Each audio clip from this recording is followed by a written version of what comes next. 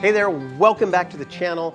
It is springtime. If you know me, you know what I'm gonna say. I'm gonna say load up into your adventure vehicle, hit the road with your family or by yourself and find some adventure in the great outdoors. Off-grid, it is awesome. You will come back refreshed and renewed. It's vital for your personal health. Now, for those reasons, more people than ever are turning to vehicle-based adventure travel, overlanding, for their personal and family vacations.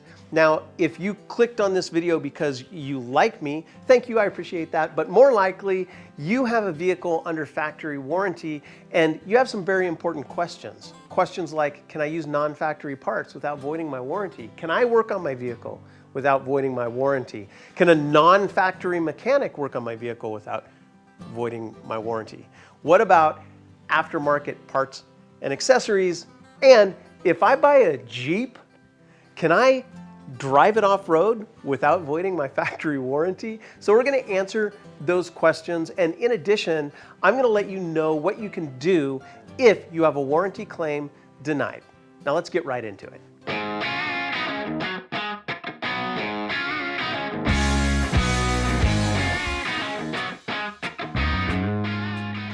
Now, if this is your first time here, my name is Michael. I founded Overland Bound quite a few years ago because I believe adventure is absolutely necessary. We get caught up in our daily grind and sometimes we forget. So I'm here to remind you, and our community is 30,000 members worldwide, all here to support you, to answer your questions. We also have an app that allows you to connect with the community. All right, now, prior to 1975, buying a vehicle was like getting married to your automotive manufacturer. Now, the Magnuson-Moss Act fixed that in 1975. Now, I believe that we live in a litigious society and too often people point fingers at other people instead of taking responsibility themselves, and I don't agree with that. However, I like where we're at with automotive warranty law. I think it's a good balance, and there are some principles for you to keep in mind to help answer the question if it will void your warranty.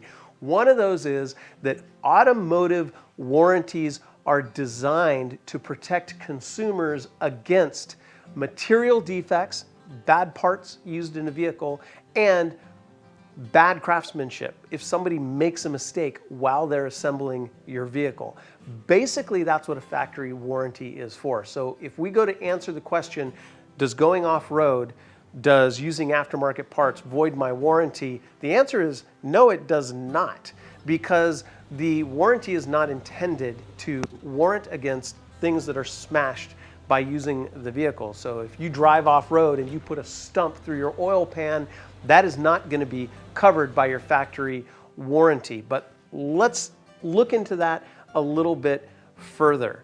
There are certain things that can void your warranty. So if you work on the vehicle and you put the wrong fluids in the vehicle, that can void a warranty claim. But let's talk about another general principle.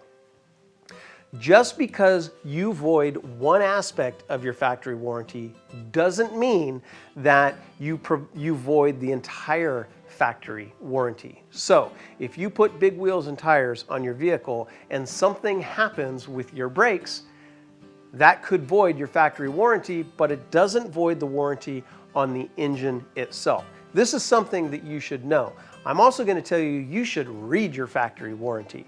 Now, I asked that question, if I buy a Jeep, an off-road Jeep that is intended to go off-road and I drive it off-road, do I void my factory warranty? That's a big question that I've heard time and time again. The answer is no, it does not. But you should be aware that driving off-road will subject your vehicle to more things that could void a warranty claim. If you take a tree stump in the previous example, if you break a shock mount, things of that nature are not going to be covered by your factory warranty. Now, I mentioned the Magnuson-Moss Act. It provides for a few other things. You do not need to use factory parts. Remember I said it was like getting married to your automotive manufacturer prior to 1975? Well, this is why. Because prior to 1975 in the Magnuson-Moss Act, an automotive factory dealer could require that you use only brand name parts. Well, that is the tie-in clause that made you give them more money. However, if it is proven that that part caused an engine defect and damaged the engine, that would void your engine warranty.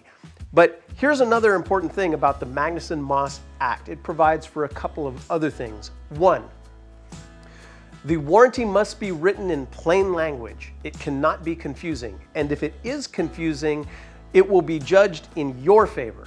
Now, there's a balance. It's not required that factories provide any kind of a warranty. But if they do provide a warranty, it has to adhere to the Magnuson-Moss Act of 1975. Now, in today's competitive landscape for automobile manufacturers, they all do provide a factory warranty, so it does adhere to that act. Now let's stop here for a second and review. None of those things that I mentioned at the beginning of the video will void your factory warranty. Wait, did you hear that right? You did hear that right. You can use non-factory parts. You can do the work yourself. You can have your friend do the work. You can do aftermarket accessories and add-ons. You can do all of those things, none of which will void the factory warranty, but let's take a close look at that. If it is proven by the manufacturer that a part you used led to system failure, that part of the warranty will be void, but only that part. For that reason, there are some upgrades that you should be aware of that could void that area of the factory warranty, and we should look at that because they're exactly the kind of upgrades you would want to make if you're going to take your vehicle off-road. A big one, wheels and tires. So wheels and tires change the suspension geometry, they change the way the mechanical components are working and operating, so they could lead to your factory warranty being voided.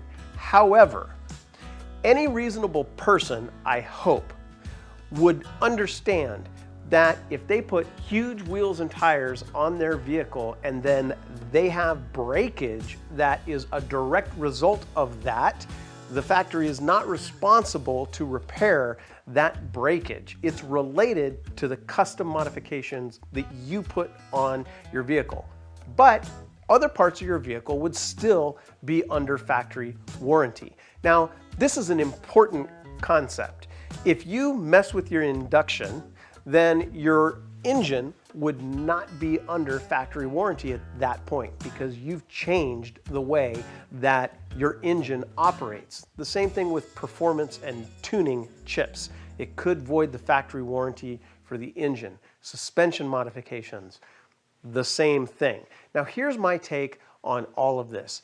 You make these aftermarket accessory improvements to your vehicle to make it more safe off-road.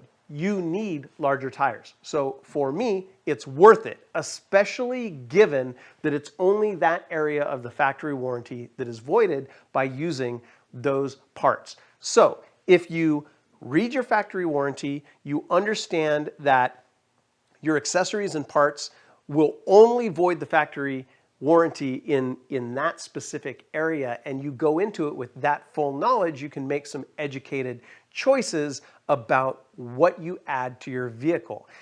If you add a front bumper, you could void the factory warranty related to airbags. Perhaps not. In the case of ARB, their bumpers work with the factory airbags and they're warranted to work with the factory airbags. So go into it with a little bit of knowledge. You want to hear something interesting? If you read the factory warranty for a Rubicon equipped Jeep and you read the factory warranty of a Fiat, both from the same automotive manufacturer, you're going to find that they are very similar. Again, material and workmanship. So as an off-road or adventure traveler, you are accepting the fact that if you do travel off-road and you go rock crawling, you are subjecting your vehicle to situations that could lead to some areas of your factory warranty being voided. Again, if you dive down a cliff face and you break a CV, that's not going to be under the factory warranty. Is it worth it? Probably. Now let's talk about a situation where you feel like you're being taken advantage of, or you're subject to some shifty behavior by a dealership. It does happen, unfortunately. If you go into a dealer because your heater core is leaking and they see mud on your truck and they say, hey, your factory warranty is void because you go off-roading. Well, that's not right, and they're trying to take advantage of you. What can you do? It's as easy as going one level up. 7 times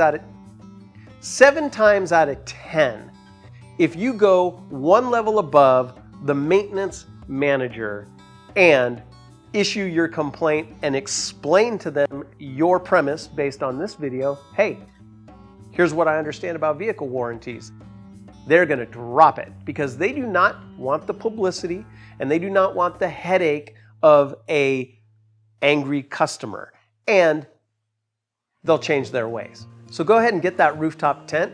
Don't exceed the published weight limits of the vehicle. Get that awesome armored front winch bumper. Again, know the capacity of the vehicle that's published, or get those awesome wheels and tires or a suspension lift. But understand that if there's damage to the vehicle that is a result of those modifications, that specific aspect will not be covered by your factory warranty.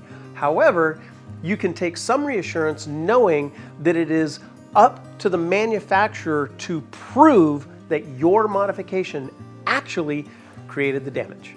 Now you know.